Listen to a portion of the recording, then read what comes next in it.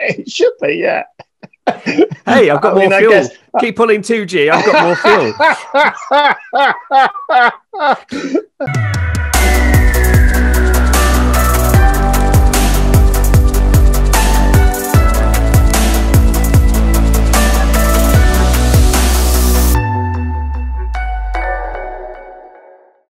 Right, hi everyone, and welcome to my channel. And today we've got the man behind Tiggy Aviation. Now, a few of you who've been watching my channel for a while will realise, where have I heard that name before? That name is the company that make the fuel gauge that I fitted to my PeaBee.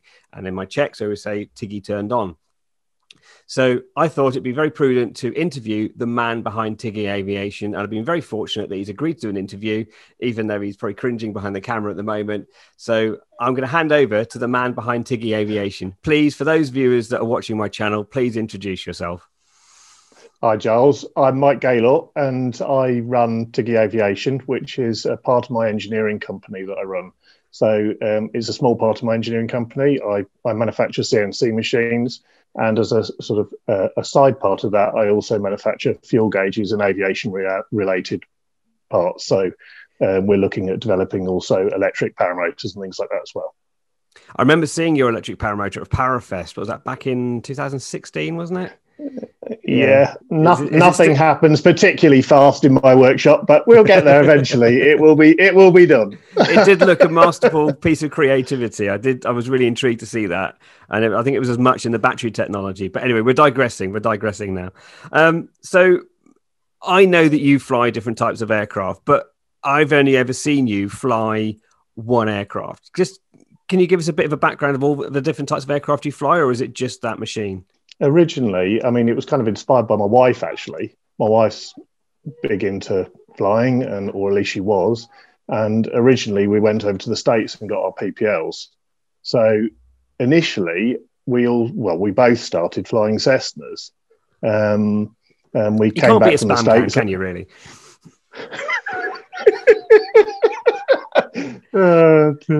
Yeah, so we came back. That's what I learned on. But anyway, come on, please carry on. We came back from the States after flying the sort of bug bashers for a bit, and I think it took us 21 days to get our license. Wow! And then we used to fly from Haverfordwest, but to be honest, to rent the aircraft and things was getting expensive.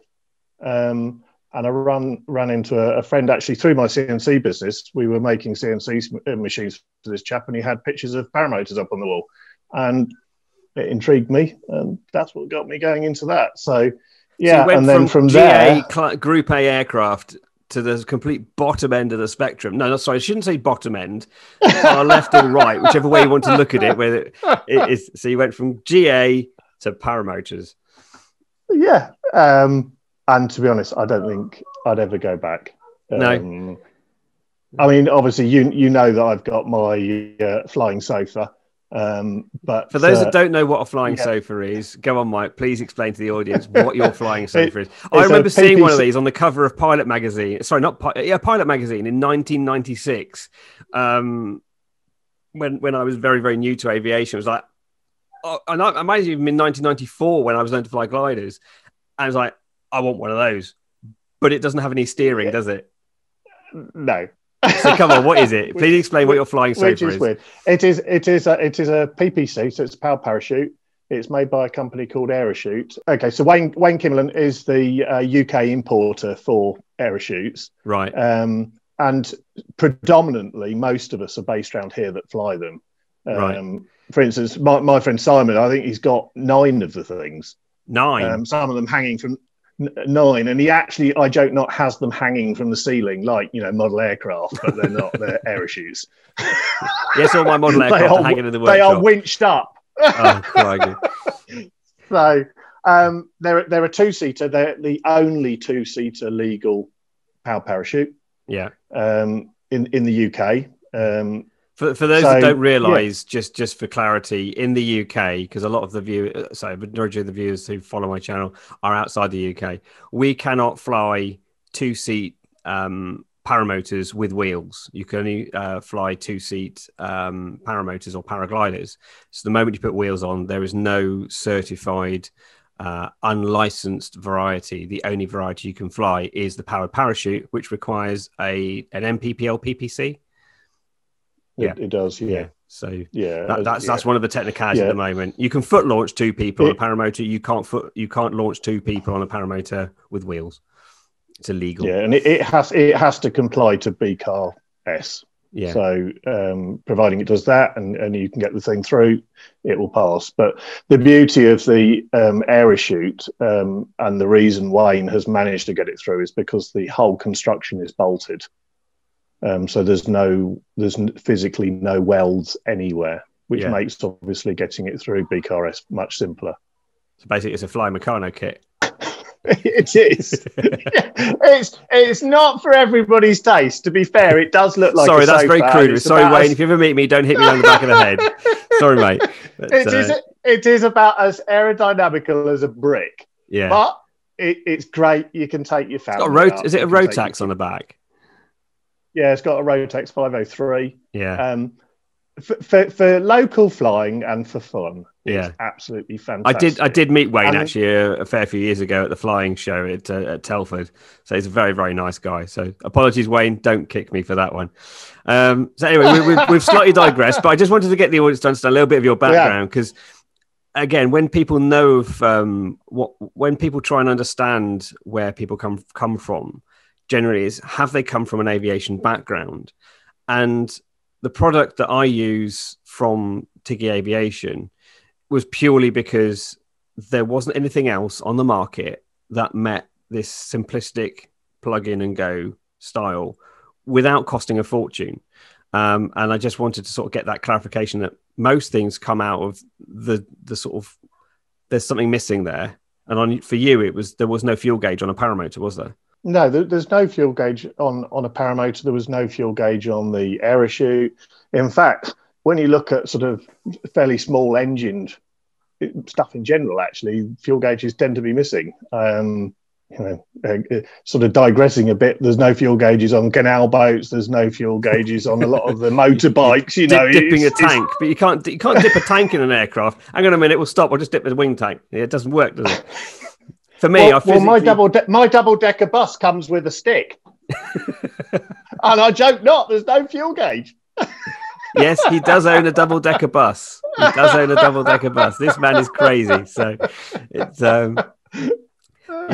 Most of our phone conversations digress into laughter because of just the crazy things this man does. I'm not sure about that. But. Yeah, but. So clearly you come from a flying background and there are elements of aviation in your life. How did the Tiggy gauge, but most importantly, how did Tiggy Aviation come about? What was that moment where you went, I need to start making stuff? I always start making stuff. That's the biggest problem. I've got more unstarted projects. I think it's just because of the need that we needed a fuel gauge, and I enjoy making stuff as well. Yeah. So the two parts come together naturally anyway. I manufacture all the parts myself, so it's not like I have to outsource anything anyway. Yeah. So even the case on the thing, is vacuum formed. I cut it out on my CNC machine that I've made. I don't need to rely on anybody else. And that's one of the reasons that obviously they're reasonably cheap. Yeah. Because if I had to outsource the stuff, it would start to get expensive. Yeah. I've got some videos of this, so hopefully that would have been playing while this interview is going on. But yeah, Michael does pretty much manufacture everything, don't you? From the circuit boards as all the way through to the casings and other bits and pieces. Some of these, absolutely. I think when we first chatted about me when I was looking to get one, you said that they are actually not just fit to paramotors. You've had some of these fitted to Microlights as well. They've been permit approved. Is that correct? They have, yeah. With the bigger jet on the flow meter, you can fit them to a Microlight. If you're going to go for the flow meter version, I am developing some different versions of it. But yes, certainly currently. You would need a bigger jet in the flow meter, and then you could fit it. mainly because obviously fuel restrictions for things like Rotax, you use a lot of fuel. Yeah. So in comparison to a Paramotor that probably only uses 4 or 5 litres an hour or something. So yeah, I wish. I mean, in yours, Giles, obviously it's using essentially a Paramotor engine, isn't it? So yes, yours is absolutely fine. So just slightly high. I'm about 6 litres an hour at the moment, but I love the fact that you can adjust it when it's not quite. It's not saying frigging the maths, but if it's indicating more, you can go actually just dial it down, and from that engineer in me, it's not quite right. I can change it by 1 or 2%, and then it'll bring it back in. I'm down to about 200 milliliters accuracy, so I'm really quite pleased with that. Yeah, I mean, there were originally, I don't think there are so much anymore, but there were people using sort of flow meters with, I think, bike tachometers and things, but they were never accurate, because really you do need a sort of a graph embedded in the electronics so that it actually takes into account at low flow rates. You've got things like increased friction of the impeller and things, which is taken into account, obviously, in the Tiggy gauge. Right. Okay. So on that graph, effectively, it's got elements of compensation. So, like you said, when it's low, it will add in the friction, and when it's higher up, it will reduce it, just so that it gives that slightly smoother curve.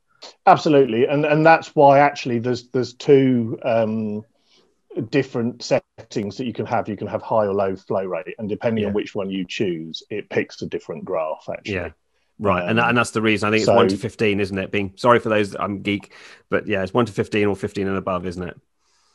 Yeah, it is. And that takes into account, obviously, the impeller resistance and things. And that's why it's very important that you actually mount the thing the correct way up when you put it in your aircraft. Because if you mount it, for instance, sideways or down, or you can, but it obviously changes the flow rate, and therefore you're going to have to do an awful lot more compensation to get it right if you've mounted it the wrong way. I mean, people are going to say, well, it's going to pull the fuel, whatever, but it's the way the friction acts in a different orientation, isn't it? That's basically what you're talking about. I mean, essentially you've got a sharp pin which the impeller sits on the top of, and this is the way we mount the fuel gauge, like this. But if you mount it like this, now the thing's not sitting on the pin; it's falling down onto the surface of the of the actual flow meter. Right. So it will never read right if you do that. Yeah. I'm going to be a bit naughty here and ask you a question I didn't let you know I was going to ask, but a lot of people are going to go, why don't you use a capacitance type system as opposed to a flow type system? I personally don't like drilling holes in my fuel tank. There's enough holes in it already.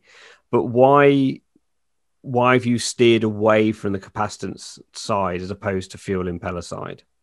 I mean, I've looked at both. In fact, I've looked at a third way now, which is likely to be in our later gauge as well as the flow meter. But I have looked at capacitance. It does work incredibly well, but, and there are big buts, if there's any water in the fuel, and fuel does contain water and other things, and in 2-stroke, obviously it contains oil, hopefully, if you don't want your engine to seize.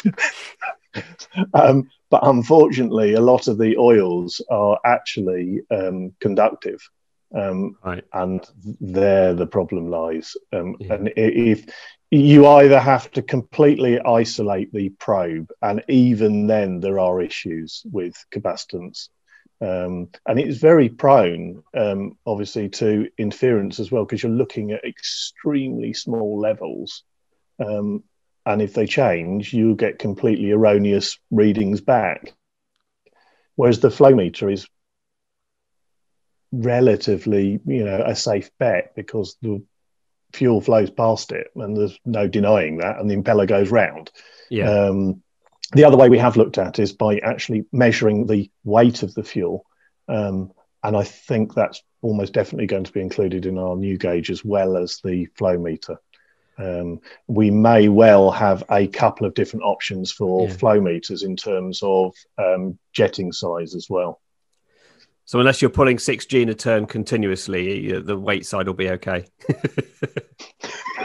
It should be, yeah. Hey, I've got more fuel. Keep pulling 2G. I've got more fuel.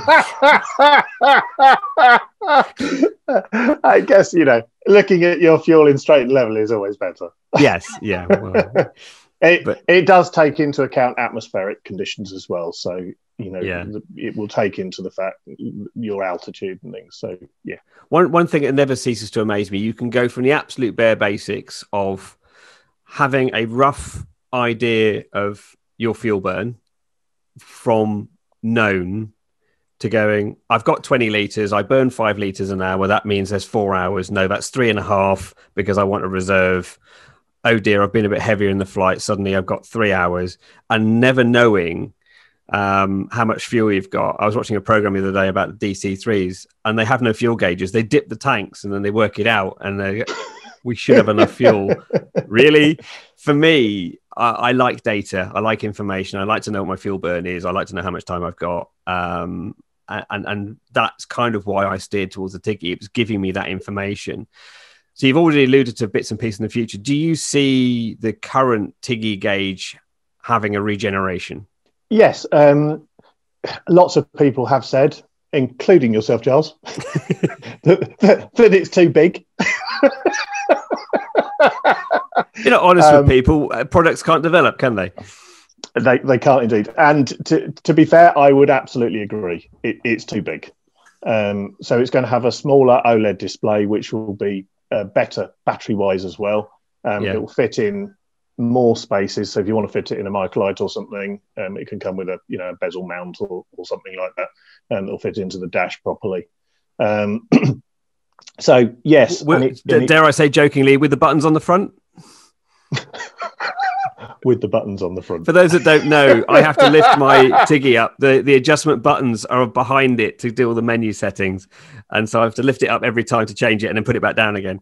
So Michael and I have joked about that many a time. I'm actually not sure what possessed me to put the buttons on the back, but there we are. It's done now. So yeah, you do see it as a regeneration. Do you see any other products, or is the one you really just want to focus on to get right is a really good, consistent, accurate fuel gauge? Definitely, obviously, I'm going to focus on the fuel gauge. The other bits and pieces that we're doing are going to be as and when. So the electric paramotor and things, well, as you know, it's taken years already. So another couple of years isn't going to make any difference. That will get finished, but as you rightly pointed out, a lot of that's to do with battery and things like that. But the fuel gauge is the main thing that we're going to improve. Yeah. Yeah. Do you see the fact that you can, as you said earlier, manufacture everything in-house is that win ticket, that you haven't got to outsource to anyone else? You can do it all internally.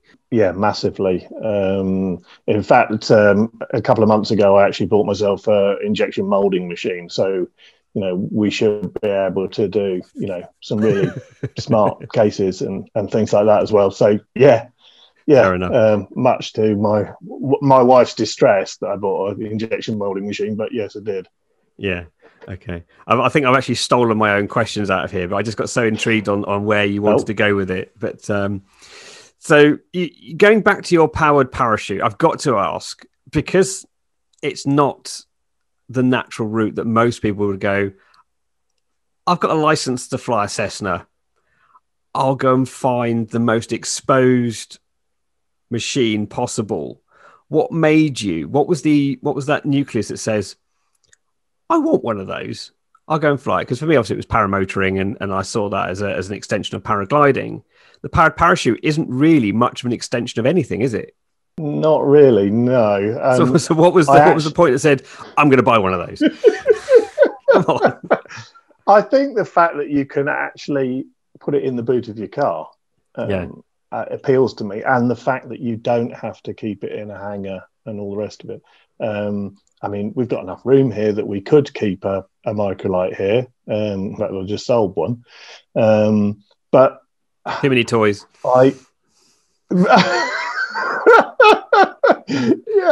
Yeah, too many toys. But no, I like the idea of being exposed, which is actually quite the opposite of my wife, who won't go flying unless it's in a tin can because she feels safer. I actually feel safer the opposite way round. Yeah. But it's easy to land a powered parachute in a paramotor when the engine quits because it just reverts to paragliding, isn't it? It does. I mean, when I went and did my training with Steve Milson in Wales, he always said, to do paragliding first. And he said, oh, you want to go over to the dark side.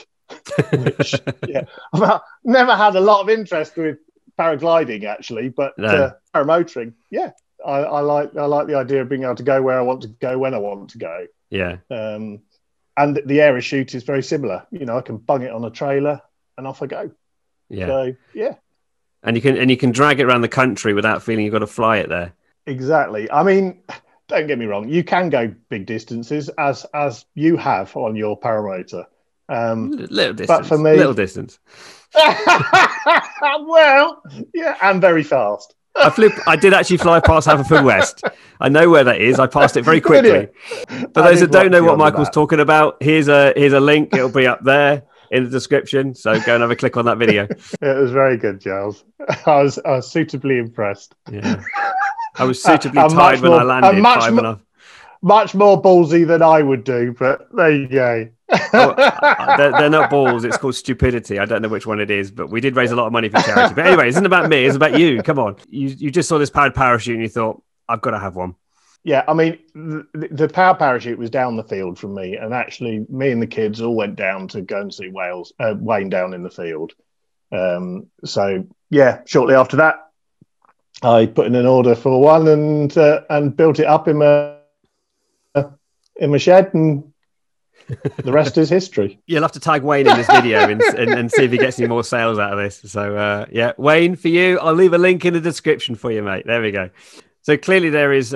You almost sound like the mad professor without the sort of straggly hair that likes to go in his workshop and goes, "What shall I build today?"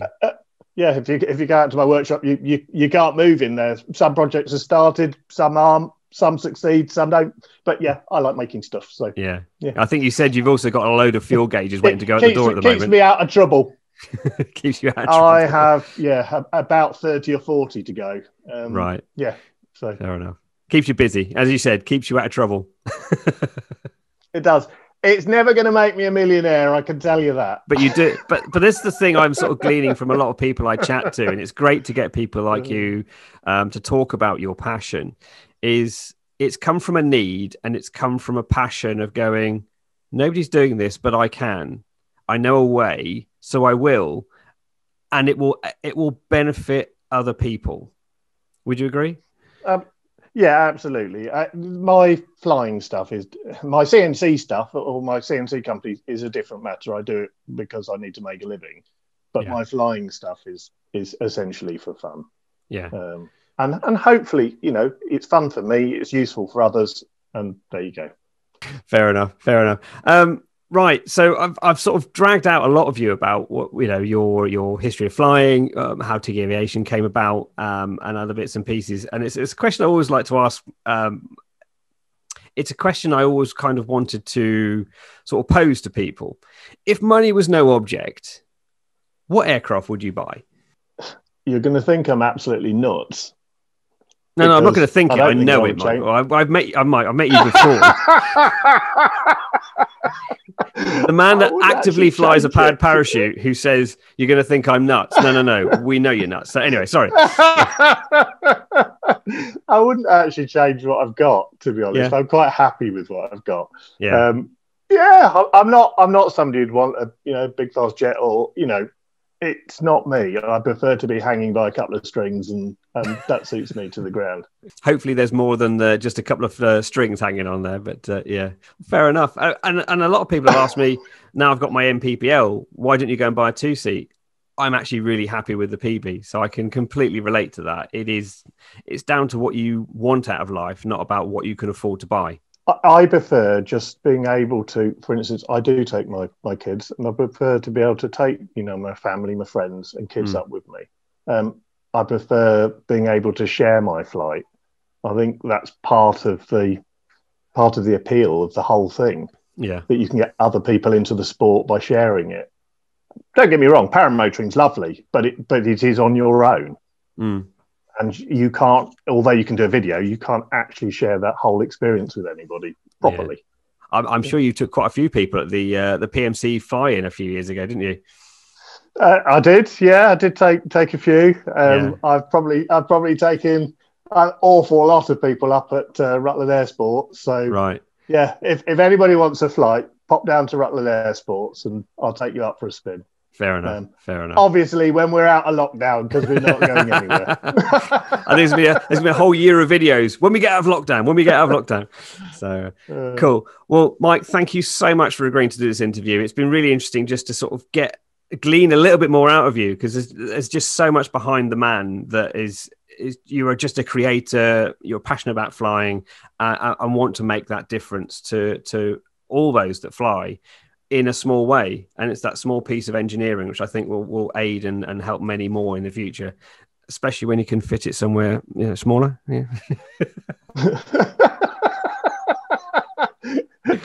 So we'll wrap this video up here. Michael, thank you so much for agreeing to come on my channel and be interviewed and dig a little bit more deeper into your life and your flying and all the passion that you bring to aviation. Tiggy Aviation has really helped my flying, and it's allowed me to go further when we can and understand more about what's going on with my aircraft. So as I say, as always, until next time, everybody, fly safe.